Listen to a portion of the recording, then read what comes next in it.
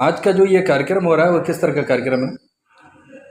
आज का यह कार्यक्रम एक देश की पहली विचार गोष्ठी है। यह विचार गोष्ठी ऐसी विचार गोष्ठी है जिसका शीर्षक है यह कैसा लोकतंत्र है, जहां देश की 60 करोड़ जनता, जनरल और ओबीसी, अपने क्षेत्र में से चुनाव नहीं लड़ सकती है, वह सिर्फ वोट देती है। गोरखपुर में दुर्भाग्यशाली बांसगांव है, बांसगांव क्षेत्र की ये जनता है जो लोकसभा भी जहां की सुरक्षित है और विधानसभा भी सुरक्षित है। पूरे देश में संभवतः इस तरह की लोकसभा नहीं है जहां की लोकसभा और विधानसभा दोनों सुरक्षित हो। ऐसी देश में 131 लोकसभा है और 1225 विधानसभाएं हैं। उस पूरे देश की सवर्ण, सामान्य वर्ग और जो ओबीसी की पिछड़ी जाति के लोग हैं, लगभग 60 करोड़ की जनसंख्या मानी गई है। आकलन निकाला गया है कि यह लोग अपने क्षेत्र में सिर्फ वोट देते हैं, अपने क्षेत्र में चुनाव नहीं लड़ सकते। इस संबंध में यह विचार विमर्श किया जा रहा है। हमारे एडवोकेट बैठे बोल रहे हैं।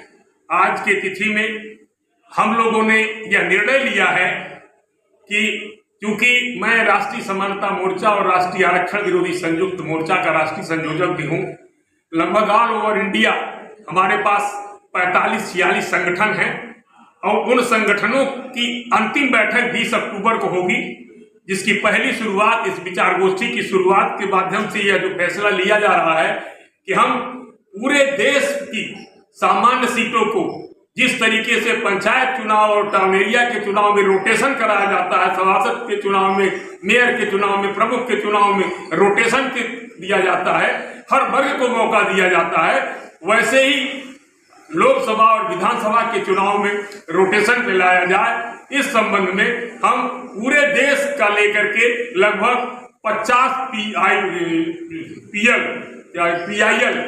हम दाखिल करने के लिए सुप्रीम कोर्ट जाना चाहते हैं। तो पहली तैयारी यहां से हो चुकी है। हम जल्दी ही सवर्ण उत्थान समिति के माध्यम से PIL दाखिल करेंगे और इसके बाद विभिन्न चरणों से हजार का बैच बना करके लगभग 50, पूरे देश में 50 PIL दाखिल करेंगे। इसके पहले 2 PIL दाखिल है।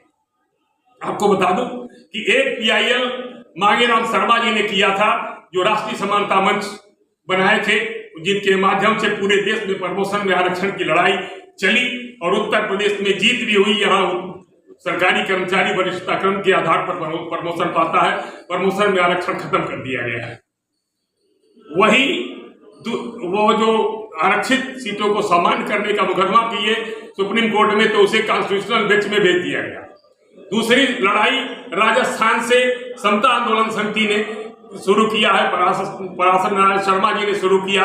वो अभी मामला कॉन्स्टिट्यूशनल बेंच में चल रहा है। अभी भी उसके एडवोकेट सुशील कुमार जैन हैं जो मुकदमा लड़ रहे हैं।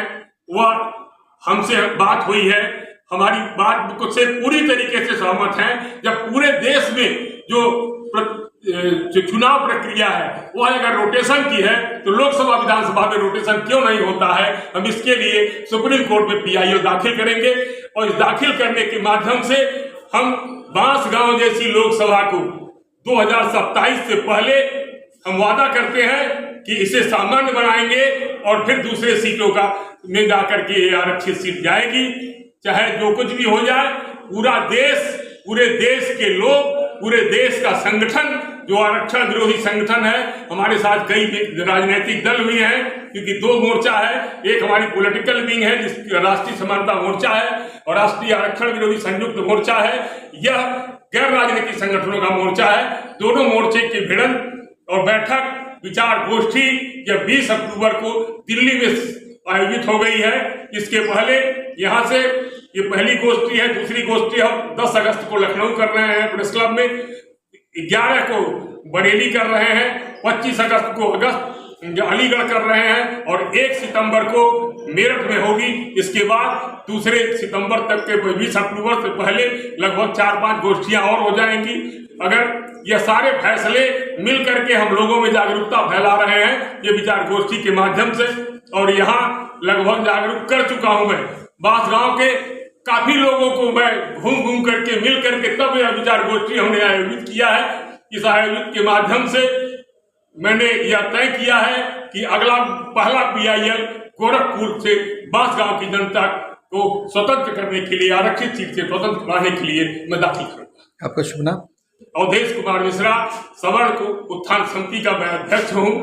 और जो देश में 2 मोर्चे बने हैं, एक पॉलिटिकल विंग और एक गैर राजनीतिक जो है, उसमें राष्ट्रीय समानता मोर्चा और राष्ट्रीय आरक्षण विरोधी संयुक्त मोर्चा, दोनों का मैं संयोजक हूं।